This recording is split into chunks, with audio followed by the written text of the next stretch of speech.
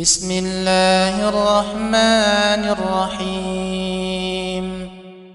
قل أعوذ برب الفلق من شر ما خلق ومن شر غاسق إذا وقب ومن شر النفاثات في العقد ومن شر حاسد إذا حسد. بسم الله الرحمن الرحيم. قل أعوذ برب الناس ملك الناس إله الناس من شر الوسواس الخناس الذي يوسوس في صدور الناس من الجنة والناس.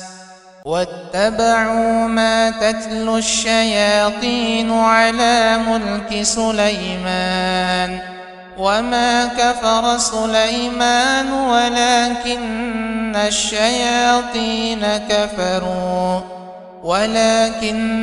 الشياطين كفروا يعلمون الناس السحر وما أنزل على الملكين ببابل هاروت وماروت وما يعلمان من أحد حتى يقولا إنما نحن فتنة فلا تكفر.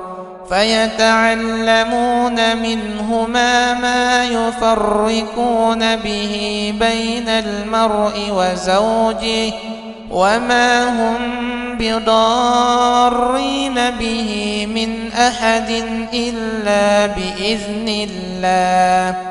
ويتعلمون ما يضرهم ولا ينفعهم ولقد علموا لمن اشتراه ما له في الآخرة من خلاق ولبئس ما شروا به أنفسهم لو كانوا يعلمون.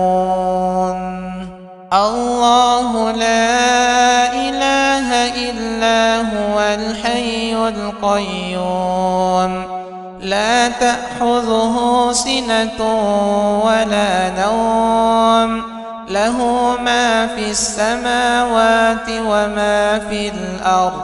من ذا الذي يشفع عنده إلا بإذنه يعلم ما بين أيديهم وما خلفهم ولا يحيطون بشيء من علمه إلا بما شاء وسع كرسيه السماوات والأرض ولا يؤوده حفظهما وهو العلي العظيم.